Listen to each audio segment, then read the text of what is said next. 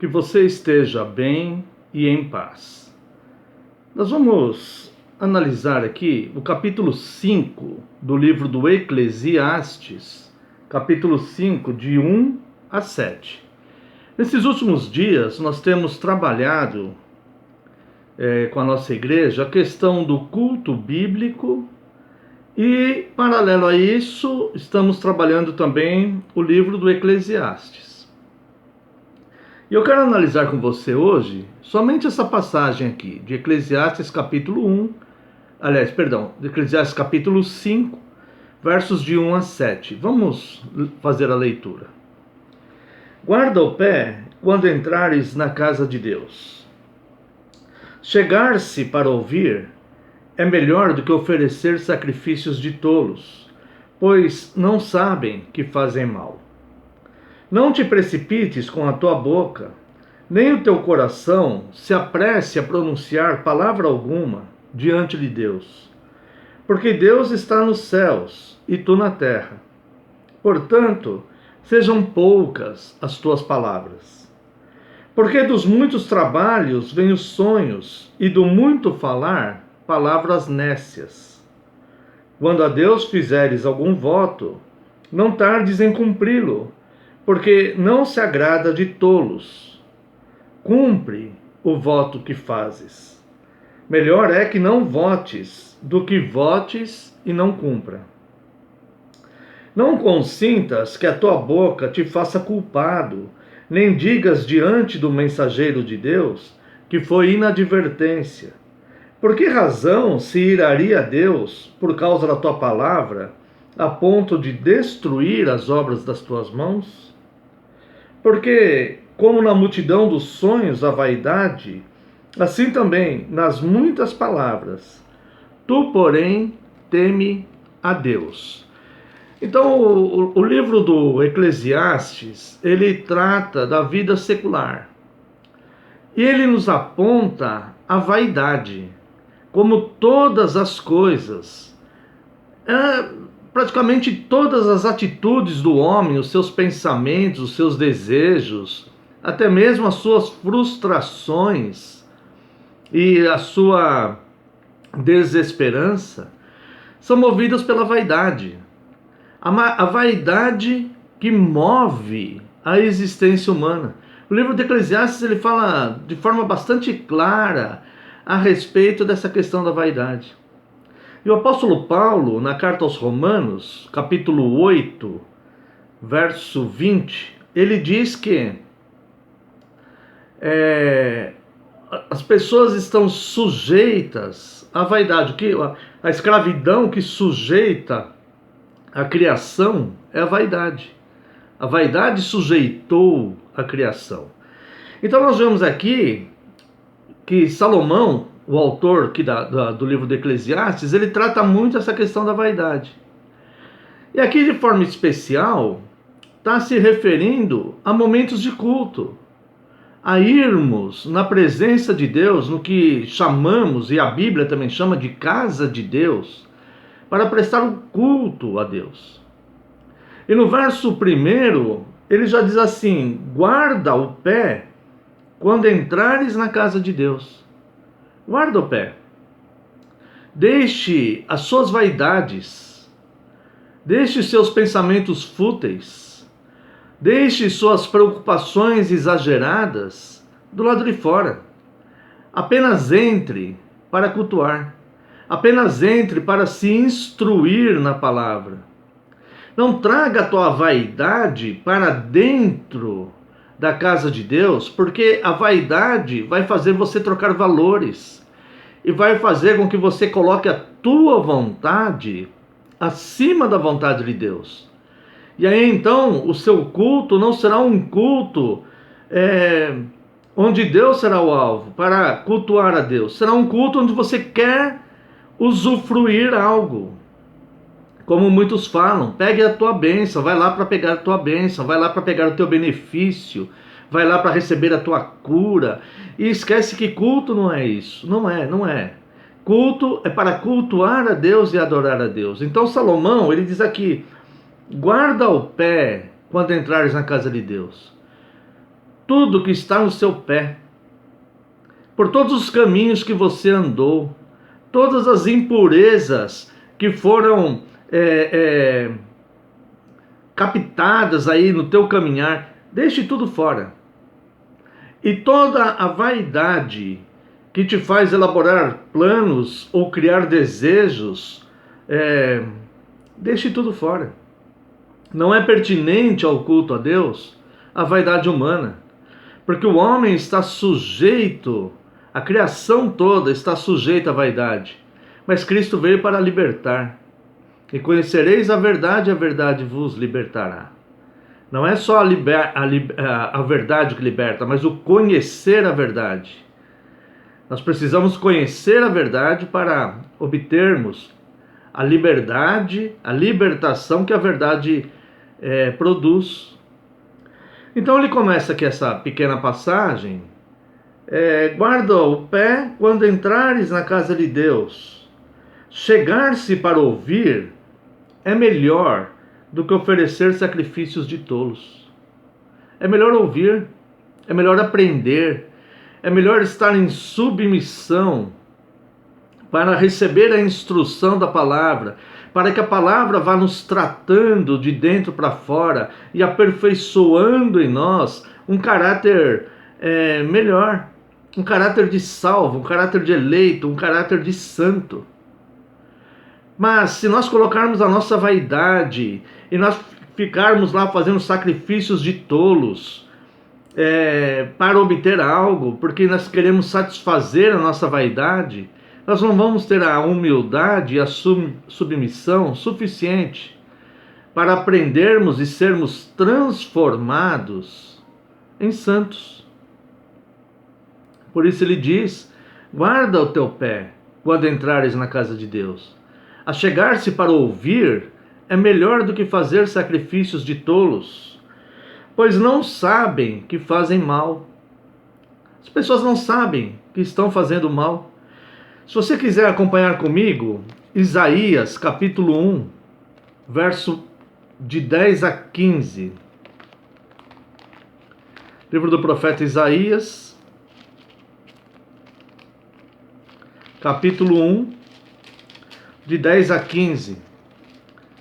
Veja o que Deus fala através do profeta Isaías aqui sobre o culto hipócrita. O culto onde a vaidade humana está acima da adoração a Deus. Isaías 1:10. Ouve a palavra do Senhor, vós príncipes de Sodoma. Prestai ouvidos à lei do nosso Deus, vós povo de Gomorra. De que me serve a mim multidão de vossos sacrifícios? Diz o Senhor. Estou farto dos holocaustos de carneiros e da gordura de animais cevados, e não me agrado do sangue de novilhos, nem de cordeiros, nem de bodes. Quando vindes para comparecer perante mim, quem vos requereu só pisardes os meus átrios? Não continueis a fazer ofertas vãs. O incenso é para mim abominação. E também as festas das luas novas, os sábados e a convocação das congregações. Não posso suportar iniquidade associada ao ajuntamento solene. Olha só. Não posso suportar iniquidade associada ao ajuntamento solene. O ajuntamento solene não pode entrar iniquidade. Guarda o teu pé quando entrares para o culto solene ao teu Deus. Achegue-se para ouvir. Não faça votos de tolo, sacrifícios de tolo. Apenas venha cultuar a Deus com a sinceridade absoluta do teu coração. Mesmo que você não saiba o que dizer a Deus, no seu íntimo diga: Deus, estou aqui para cultuar o meu Criador, reconhecendo que o Senhor é Deus. Sei que sou imperfeito, meu louvor e minha adoração são imperfeitas, mas o que me move é a adoração ao Senhor, e não satisfazer as minhas vaidades, e não passar panos quentes nas minhas iniquidades. Eu vim aqui para prestar culto a ti. As vossas festas da lua nova, as vossas solenidades, a minha alma as aborrece. Já me são pesadas. Estou cansado de sofrer, diz o nosso Deus. Pelo que quando estendeis as mãos, escondo de vós os olhos.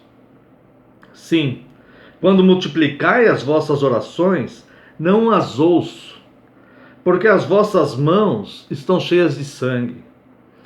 Lavai-vos, purificai-vos, tirai a maldade de vossos atos de diante dos meus olhos. Cessai de fazer o mal, aprendei a fazer o bem, atendei à justiça, repreendei ao opressor, defendei o direito do órfão, pleiteai a causa das viúvas. É um chamado de fato para um culto verdadeiro. Quando Salomão diz: guarda o teu pé quando entrares na casa de Deus. Não traga essas iniquidades, não traga a violência, não traga os desejos loucos, os desvarios da vaidade. Não queira exaltação própria, mas venha nu espiritualmente, em estado de submissão absoluta, em estado de submissão total, para cultuar o teu Deus, o teu Criador. Ainda voltando lá para Eclesiastes, capítulo 5, que estamos analisando, o verso 2.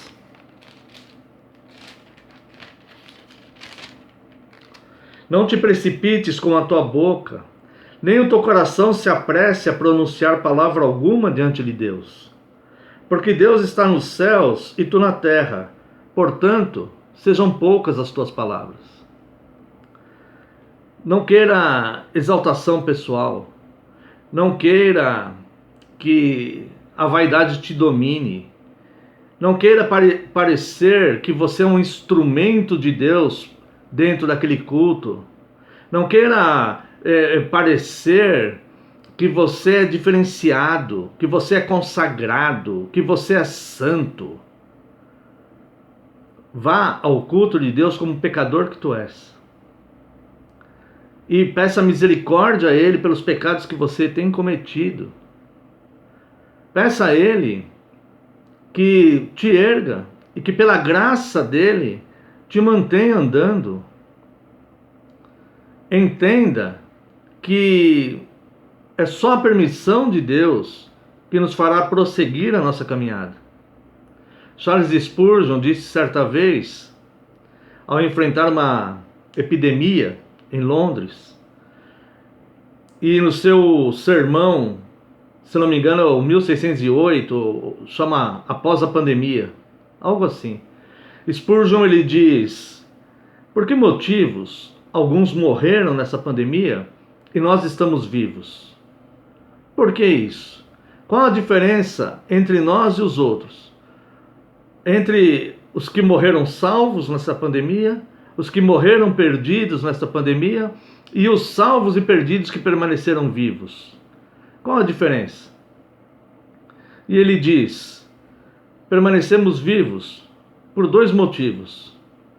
Ou para que seja aperfeiçoada a santidade em nós, para que nós estejamos crescendo e nos aperfeiçoando espiritualmente, até o ponto de estarmos preparados para irmos para o nosso Deus, ou fomos preservados desta pandemia para que o nosso pecado amadureça e nos condene.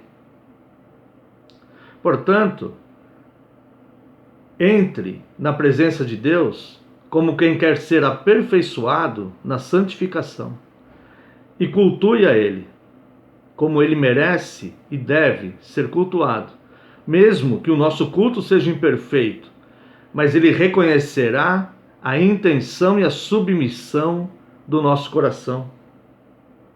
Verso 3: porque dos muitos trabalhos vêm os sonhos, e do muito falar, palavras nécias. Quando nós não controlamos o nosso falar, e nós falamos tudo que nos vem à mente, além de nos precipitarmos, nós vamos exalar essa vaidade que habita o ser humano. E nós não estaremos falando da parte de Deus para as pessoas. Falar da parte de Deus para as pessoas é falar das Escrituras, e não daquilo de nós mesmos, daquilo que é pertinente a nós, daquilo que surgiu na nossa mente, ou até pior, tenha surgido no nosso coração. Portanto, ele diz aqui, não se apresse, não se apresse, porque Deus está nos céus e tu na terra, portanto, sejam poucas as tuas palavras. Verso 4, quando a Deus fizeres algum voto, não tardes em cumpri-lo, porque não se agrada de tolos. Cumpre. É isso que deves fazer. Aqui no questão dos votos, né, não é proibido fazer voto a Deus, mas deve haver cuidado. Em Deuteronômio, capítulo 23, a partir do verso 21, temos uma instrução de Deus a respeito dos votos. Deuteronômio 23, a partir do verso 21. Quando fizeres algum voto ao Senhor teu Deus, não tardarás em cumpri-lo, porque o Senhor teu Deus certamente o requererá de ti, e em ti haverá pecado. Porém, abstendo-se de fazer o voto, não haverá pecado em ti. O que proferiram os teus lábios, isso guardarás e o farás, porque votastes livremente ao Senhor teu Deus, o que falaste com a tua boca. Então não é proibido fazer votos. Só que, se fez o voto, tem que cumprir, porque senão será achado pecado em ti. E se você não fizer o voto, não é achado pecado em ti. O problema do voto é que, na maioria das vezes, é uma tentativa de comprar a Deus. Podemos votar, fazer um voto a Deus por consagração, com sinceridade de coração, isso pode acontecer. Deveremos cumpri-lo. Mas a maioria dos votos é para conquistar alguma coisa, uma forma inconsciente de tentar comprar Deus, para que Deus dê algo a você, como se Deus ficasse obrigado a cumprir aquilo que você, homem, votou. Deus está no céu e você na terra. Deus ele não está obrigado a cumprir o que você vota, mesmo que você cumpra. Mas se você votou, cumpra, porque senão será achado pecado em você. Olha só o verso 6. Verso 5. Melhor é que não votes do que votes e não cumpra. Verso 6. Não consintas que a tua boca te faça culpado, nem digas diante do mensageiro de Deus que foi inadvertência. Por que razão se iraria Deus por causa da tua palavra, a ponto de destruir as obras das tuas mãos? Olha só como é possível acender a ira de Deus, irmãos. Falo isso com todo temor, para que os irmãos tenham temor. Nós precisamos aprender a palavra correta de Deus. Não consintas que a tua boca te faça culpado. Você está no controle da tua boca. Você pode controlar a tua boca, mas saiba que a tua boca, quando profere vaidades, pode te tornar réu. Olha só, a vaidade, o mundo, a criação está sujeita à vaidade. Foi a vaidade que fez Eva pecar. E foi a vaidade que lançou a culpa na serpente. E foi a vaidade de Adão que lançou a culpa na mulher. E foi a vaidade da serpente que induziu Eva a pensar que Deus não queria que tivesse alguém igual a ele, como se isso fosse possível acontecer. Então, esteja no controle da tua boca e não se torne culpado pelo que você fala dentro da casa de Deus, diante de Deus. Irmãos, quantas pessoas estão por aí dizendo que Deus disse isso e que Deus disse aquilo, mas essas coisas estão surgindo da própria vaidade íntima dessas pessoas. Estão atribuindo a Deus coisas que, na grande maioria das vezes, Deus não falou. Ou sonhos. Na multidão dos sonhos há um engano, na multidão das palavras há a loucura. Por isso, seja moderado, seja humilde, tome cuidado.